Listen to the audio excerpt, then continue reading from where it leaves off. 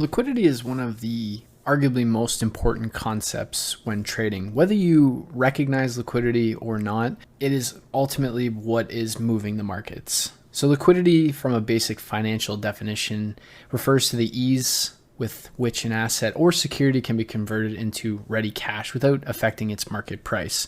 So what that basically means is being able to convert one currency into another without inversely affecting the price. So when we think about this in the most simplest terms in trading, liquidity is literally everything. Orders in the market are really the source of the liquidity that we're seeing.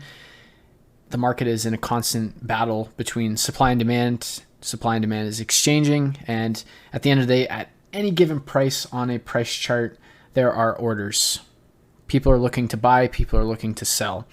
It's no different than if we look at, say, a grocery store, for example. If you're buying something like strawberries, you might get a bushel of strawberries for $5, but another vendor has a bushel of strawberries for $6. More than likely, people are going to flock to the $5 price, but as soon as those $5 sell out, but there's still people looking to buy strawberries, they'll go to the $6. And this is what's happening in the currency market each and every day. The only difference is it's not offered by a small local vendor. What's happening is there are orders at various price levels willing to be facilitated for the purpose of transactions, for the purpose of liquidity. Because when you've hit buy or sell in the markets, I'm sure your order was able to go through instantly. Why? Because there was liquidity or orders to actually match your order. For every buy order in the market, there needs to be a sell order on the other end. And for a sell order, there needs to be a buy order. It's the battle of fair exchange and supply and demand. And the reason why price is moving up and down in a constant flow is it's moving from pockets of liquidity to pockets of liquidity. And what we need to visualize on a chart in more of a conventional manner is the fact that what we're seeing is just simply orders on a chart. We're seeing it depicted graphically via candles, but at the end of the day, every single price point that we see, every single pip is a potential price that an order is sitting at. And the reason why price is moving up or price is moving down is to balance the amount of orders that are resting in the markets, to find a stance of liquidity to create that balance. Because in fair exchange, price will remain constant or relatively stable. But as soon as there is an imbalance between demand or supply, that is when price will move rapidly either up or down to rebalance price to get it back to a state of liquidity where orders can very simply be converted into cash without inversely affecting the price. So with that said, with all of that said, there's a couple different aspects of liquidity. It goes much deeper, but these are more so the basic components of liquidity that we'll be focusing a lot of our attention on as we navigate the charts and as we continue to move forward.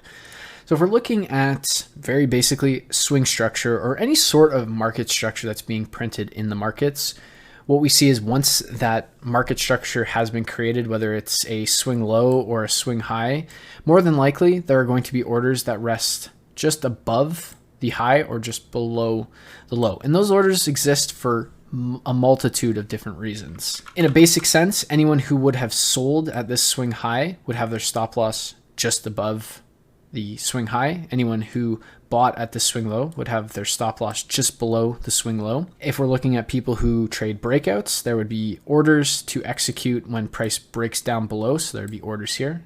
Same thing if people are trading the breakout to the upside, there'd be orders waiting here for price to break to the upside.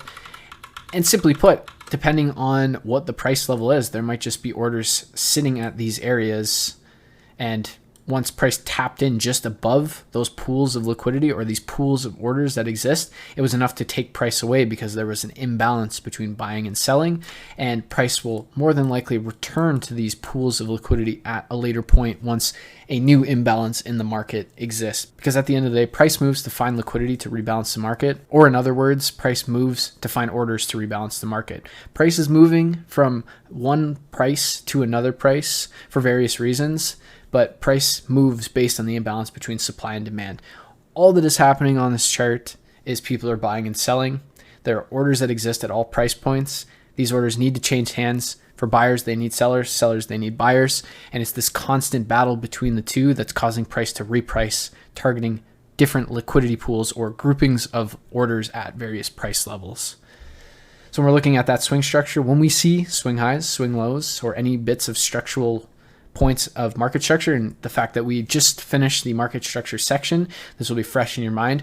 Think about all of those swing highs and swing lows that are created. There is liquidity that rests above and below those swing structures, again, for a multitude of reasons. One thing I want to make entirely clear as well, there are many thoughts within this realm of thinking of liquidity that the liquidity is created for the sole reason to be taken, or prices manipulated to run stops on swing structure, or what we'll touch on these to the right is that these patterns, so to speak, are created simply to run liquidity.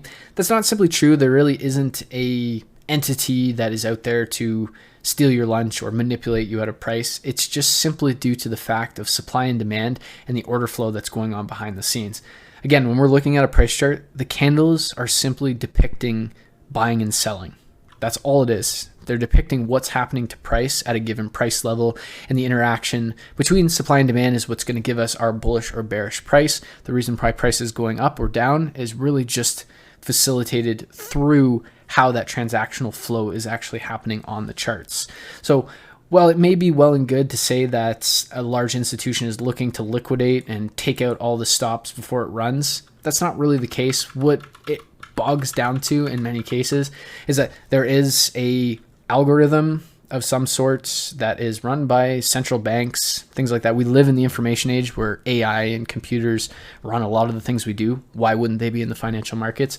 And what their job is to offer buying and selling to the parties that are looking to buy and sell at various price levels. With that understanding, once price sees an imbalance, it's going to start to move. Where is it going to move? It's going to move to where a large collection of orders are that will rebalance price. So in this case, with this swing structure, this swing high, once we get some sort of imbalance down here, the next logical step that price is more than likely going to go when there's an imbalance is to where more orders exist. It'll tap into that, it'll rebalance price, and then we might see a move back to the downside because price has facilitated that imbalance and we've continued moving. And it's the same thing with this swing low here as well.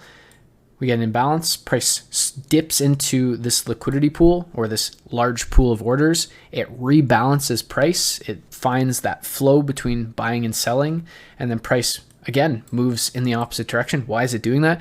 Because we rebalance price on the low end. Now we need to rebalance price on the high end. That is what price is doing. It is just rebalancing. It's doing its job, creating a fair marketplace given supply and demand. It's providing liquidity, which is just the ease to transfer an asset to cash. And that's what it's doing time and time again. What we're doing with this understanding of swing structure, relatively equal structure, and trend structure is just understanding where logically these large pockets of orders are likely to sit, so we can have a better indication and understanding of where price is likely to go when it's trending, when it's pulling back, and just understanding the flow of the market. So now that we talked about the swing structure, the highs and the lows, we can look at relatively equal structure, because this is just an add-on to the swing structure, because now what we have is a double top and a double bottom. And if you've traded any sort of previous strategies, a lot of the basic things that we learned was buying at double bottoms and selling at double tops. And when you did that, where did your stop losses go? Well, if you were selling at a double top, you'd put your stop loss above the highs. And if you're buying at a double bottom, you would put your stop loss just below the double bottom. That's basic knowledge. Everyone knows that those orders exist. And again, we can look for breakout traders that have their orders sitting here, breakout traders that are having their orders sitting here. At the end of the day, what does this translate to in the simplest terms that we possibly can? There's a big pool of money here. There's a big pool of money here. Orders, just think of it that way.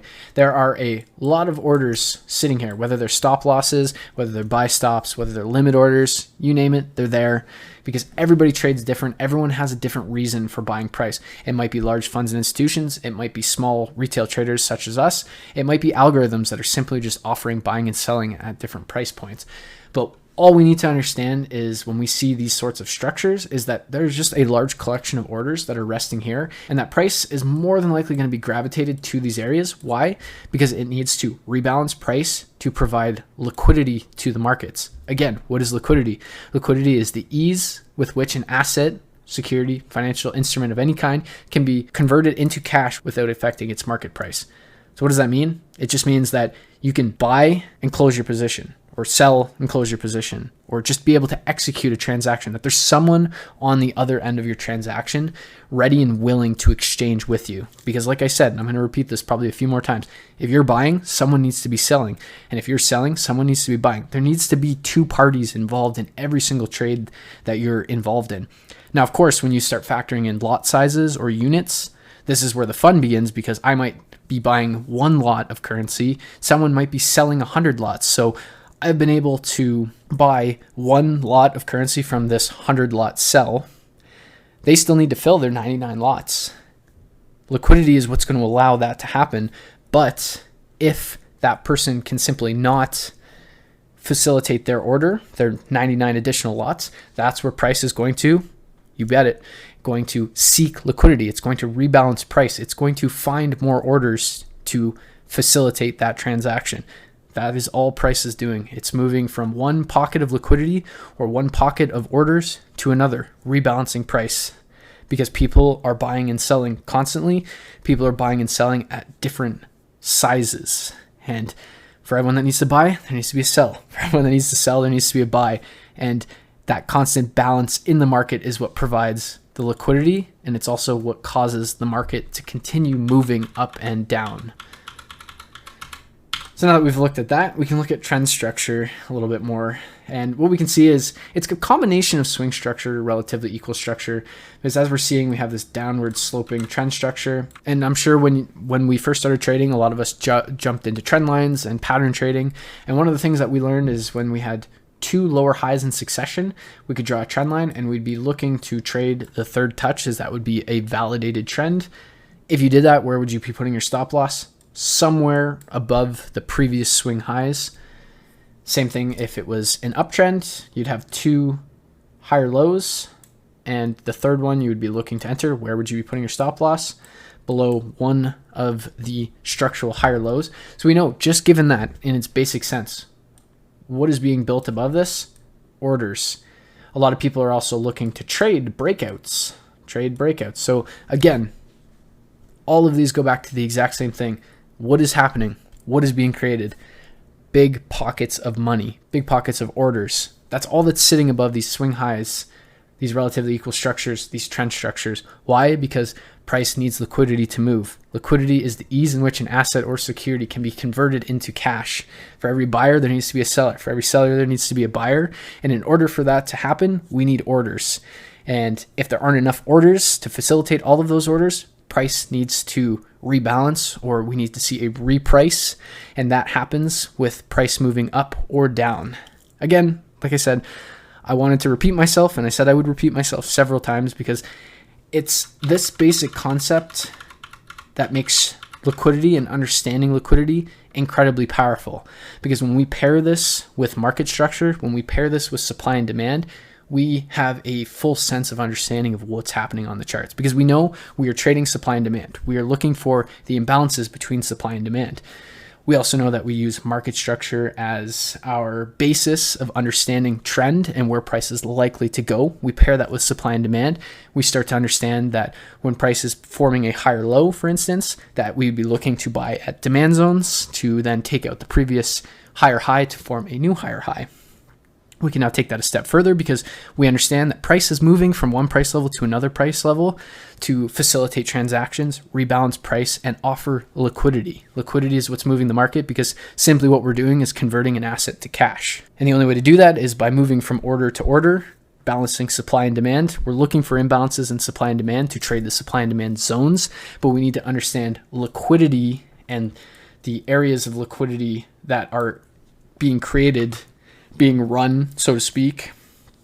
And again, when I use the term being run, that really just showcases the collection of orders being tapped into before something happens. And what we might see is that price would run liquidity and then run the other way, or what we might see is price creates liquidity and then continues on. And we can use liquidity for a basis of building trade ideas, or use liquidity as targets as well. And we'll dig into those sort of components in the next section when we dive into internal versus external liquidity. But one of the biggest things is really just understanding from a conceptual standpoint what liquidity actually is in the markets. what it represents, and what's actually happening behind the scenes. Because again, price is only moving up and down to facilitate orders. That is all that's happening on a chart every single day. The candles, the technical analysis, everything that we do as traders is just our way of using tools and understanding to make sense of what's happening behind the scenes. Because at the most basic level, what's happening on any financial instrument that we see through a chart is buying and selling at various price levels, demand, supply, having that exchange. When price rapidly moves from one direction or the other, what that means is there's an imbalance between supply and demand, and price needs to seek liquidity pools or large collections of orders to, again, rebalance price. Why? Because for every buy order, there needs to be a sell order on the other end. For every sell order, there needs to be a buy order on the other end. And it's that constant battle and that constant balance in the market is what causes price to move. So when we can understand from a conceptual standpoint where these large collection of orders are likely to be, we can understand why price is gravitating to them.